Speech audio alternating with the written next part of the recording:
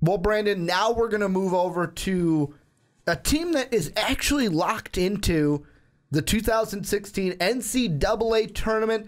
They got the automatic bid for winning the Missouri Valley Conference, 22-12 on the year, beat Evansville on a last-second 2-point game winner.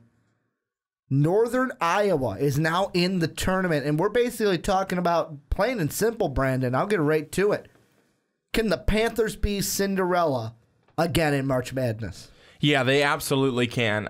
This Northern Iowa team has been so good this year. I mean, they have been very, very good in the Missouri Valley Conference. The wins, some of the wins they've had this season. They beat number 1 at the time, North Carolina, third game of the season. They beat number 5 at the time, Iowa State.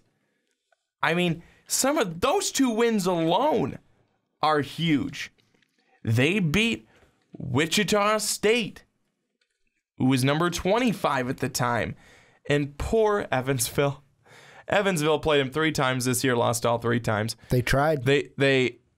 Evansville, the first time, they lost 57-54. Second time, 54-52. And the third time, 56-54. That is incredible. Every single one of those games, close as can be. This Northern Iowa team, though, they find a way to win.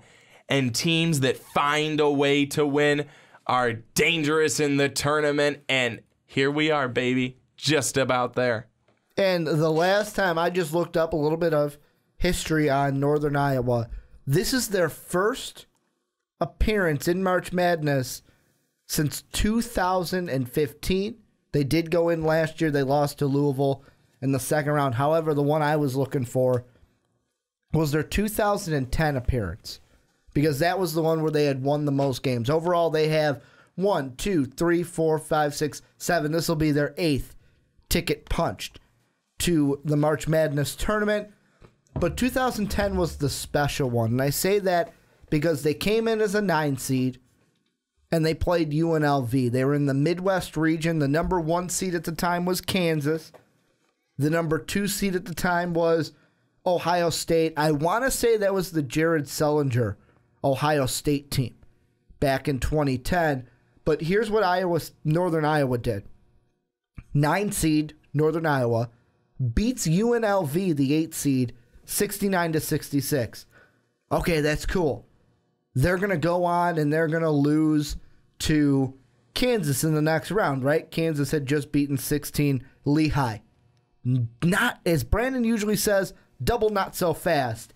Northern Iowa upsets number 1 seeded Kansas 69-67, and then lost in the Sweet 16 in St. Louis 59-52 to Tom Izzo's Michigan State Spartans, who eventually went on to the Final Four to lose to Butler. That was the year that Gordon Hayward was with Butler, and they lost to Duke 61-59 in the national championship. The national trophy? The national trophy, as Phyllis from Mulga would say. God bless her.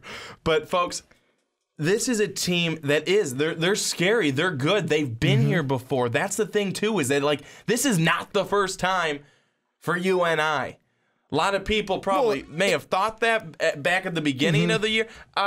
Northern Iowa beat North Carolina. Who in the hell is Northern Iowa?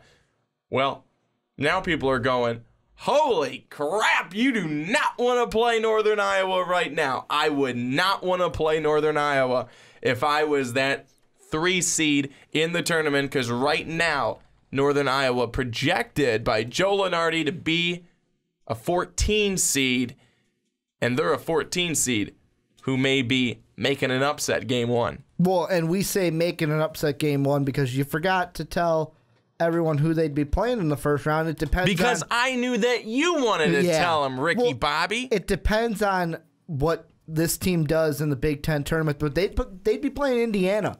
And Indiana's been doing good this season, but I hope we get a matchup like that. Northern Iowa against one of those higher teams in the Big Ten or the Big 12 or the ACC.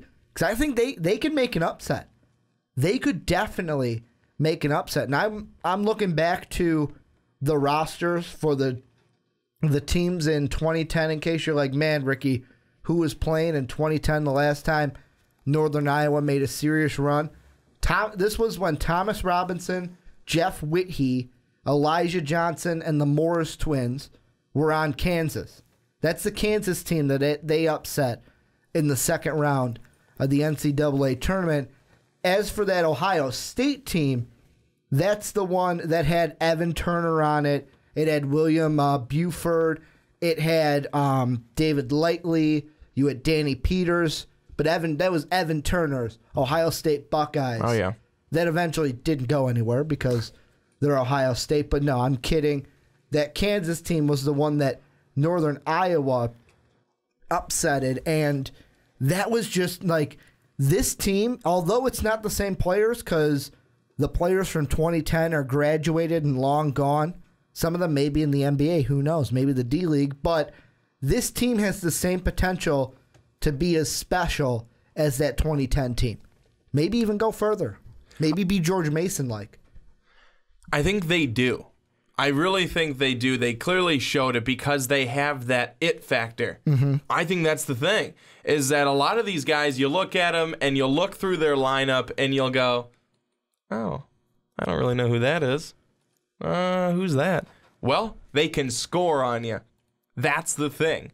That's the thing that's going to make people take a look at Northern Iowa because they can score in a hurry, and they just make the clutch shots. Mm-hmm. And right now, going into March Madness, it's never about who is the best team. It's about who's the hottest team. Northern Iowa right now may be one of the hottest teams out there. And a big part of that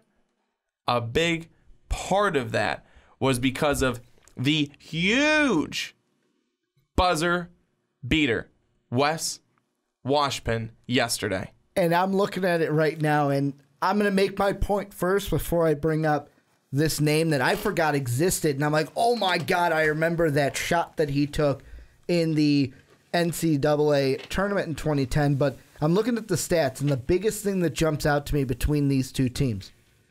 In 2010, we had three guys, 11.9, 11.7, 10.6 were the leading points per game for Northern Iowa. This year, they have four guys in double digits, 14.3, 11.8, 10.7, 10.4.